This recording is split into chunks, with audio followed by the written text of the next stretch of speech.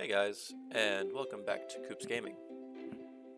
Today, I'm announcing that I have finished the disc golf game as much as it's going to be finished at this time.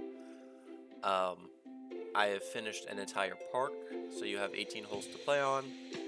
I have attempted to fix the chain physics a little bit more on the disc golf, or on the baskets, but that's a little bit too much effort than I am able to put in right now. However, they do function. There are some nice decorations around the world that you can see. Let's just boot up the game here. I do intend later on to add more maps, so it's not like fully done, but it's done enough that I am going to make it available.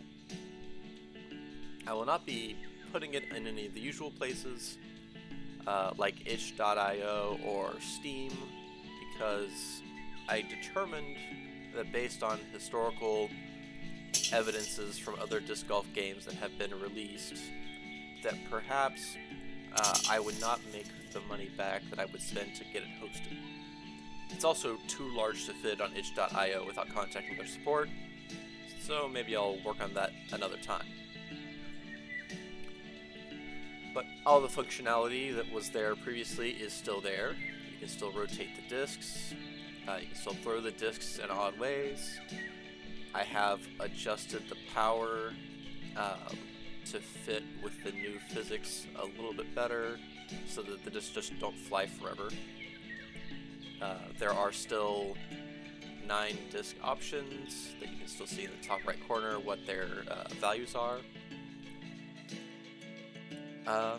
Let's just do a quick run through. I'm not even going to play all the baskets, I'm just going to see what the map looks like.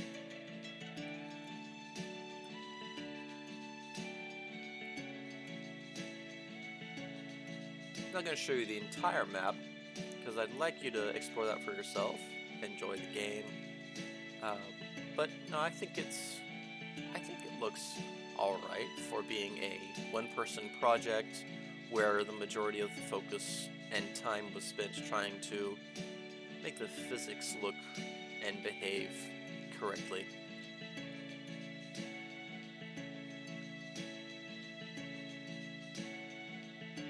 This was a fun project. I recommend anyone who's got the free time to try to build something to do so, regardless of which form that takes. If you're a knitter, knit. If you're a painter, paint. I wish there was more free time in the world for creative individuals to be creative.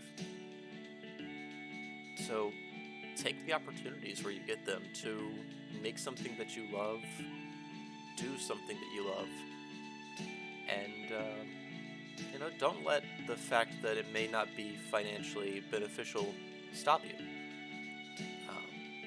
Obviously, you need to take care of yourself and your family, but if you've got the spare time and it won't hurt anything, I think working the creative muscles in the brain is beneficial to anyone and everyone.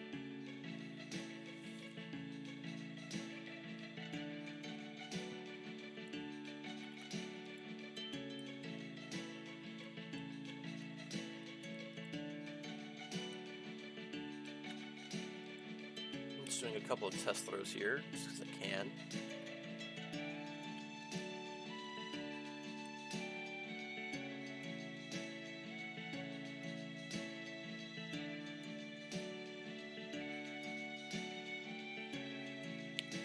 The link to where you can download this game will be in the description, or not the description, yeah, the description.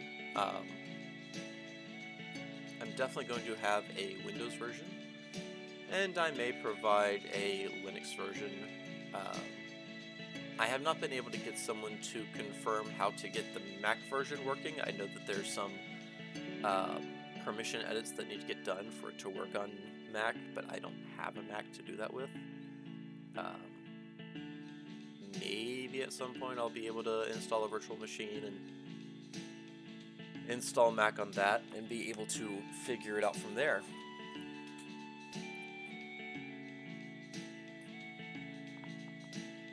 I may also, at some point down the road, create a video that goes into detail on the coding for the physics of this game. I think that is something that um, other developers that want to do disc golf kind of games in the future could benefit from.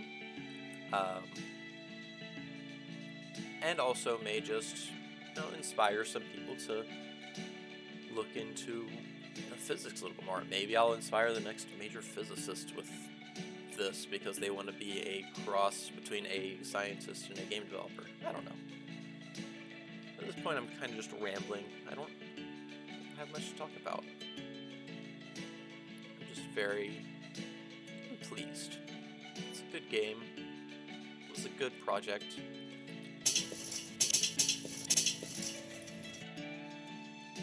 It has some flaws, but overall it works well.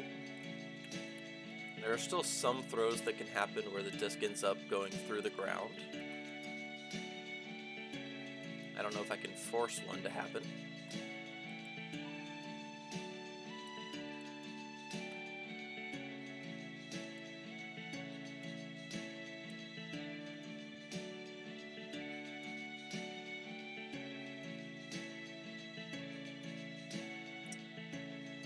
But thank you for joining me on this adventure in creating a game. It has been fun.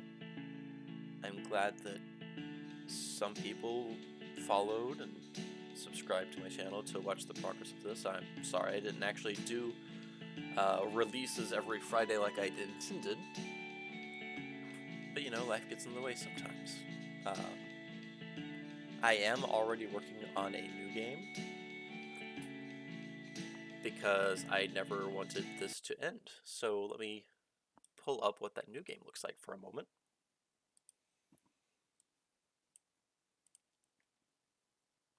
For anyone who was around in the 90s, you might remember Tamagotchi. It was a pet taking care of kind of game where you had a little keychain that had a few buttons on it and a graphical image of a pet, or the Tamagotchi. And each of the buttons was associated with feeding it, playing with it, telling it to take a nap, or something else. I never had one, so I don't remember what all the buttons are. But I took some motivation from that and thought that I could create my own version of it, but with goblins. I have been working on the AI for this goblin so that it can walk around and collect the food that you feed it. It is a goblin, and for those of you who have followed or who read fantasy novels, like medieval kind of fantasy, goblins tend to be messy. So a later iteration of this game will include the room just getting progressively messier, and you have to tell the goblin to clean up. And when the goblin cleans up, it might do a few other things, such as use any money that it has gathered in this playthrough so far to upgrade things. He might buy a bed, might upgrade his little crate on the corner to become a chest that can hold more gold. Maybe he'll buy some other decorations. At this time, we do have 4 chests in the game, though we don't have the functionality to actually upgrade the chests.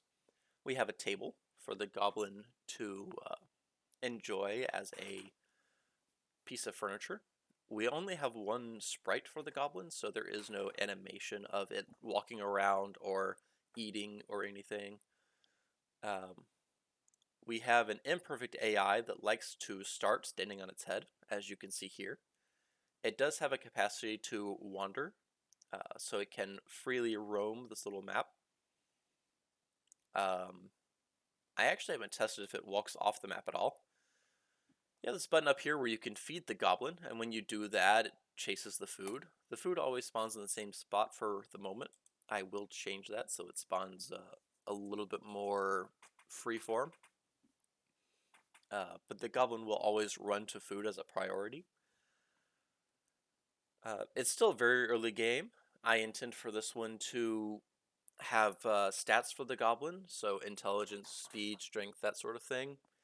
I want there to be buttons to send the goblin out on quests, and those quests might be things like go run through a maze, where at the end of the maze there's gold, or um, go do some chores for a local village or something, where based on its strength it lifts rocks or something to get them out of a path and earn gold that way.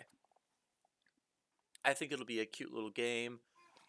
Um, Anyone would be able to pick it up and play it, and it has the capacity to be more easily converted to a mobile game than the disc golf game did. So perhaps we'll do that. Um, I, right now, all the functionality that a player can do is click buttons, and button clicking is very easy to do with a mobile device. Um, I couldn't figure out with the disc golf game how to utilize the pickup function from a mobile device. So that will not be going mobile. I also, well, computer or phones these days are powerful enough that they probably could run the disc golf game if I could figure out the controls for picking up the disc and whatnot. But anyway, thank you for joining me on the ride to creating that disc golf game. If you're interested in this goblin game, feel free to stay subscribed. I will be working on this one for a little while. It'll probably be a whole lot smaller, but have more overall features. Especially since I don't actually have to worry about physics all that much. I can just focus on getting things done. Um,